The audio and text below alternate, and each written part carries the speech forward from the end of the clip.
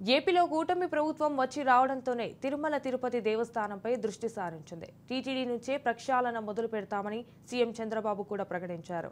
చెప్పినట్టుగానే టీటీడీలో అవినీతి నిర్మూలన దిశగా అడుగులు పడ్డాయి.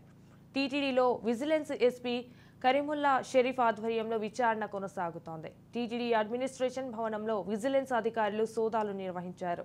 టీటీడీకి చెందిన వివిధ విభాగాల్లో 40 మంది అధికారులతో ఈ సోదాలు చేపట్టారు. గత 5 ఏళ్లలో టీటీడీలో జరిగిన పరిణామాలు, కార్యకలాపాలు, లావాదేవీలపై విజిలెన్స్ అధికారులు దృష్టి సారించారు.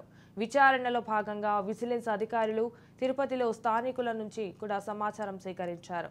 బీజేపీ నేత నవీన్ పలు వివరాలను, తన వద్ద ఉన్న ఆధారాలను విజిలెన్స్ అధికారులకు అందించారు.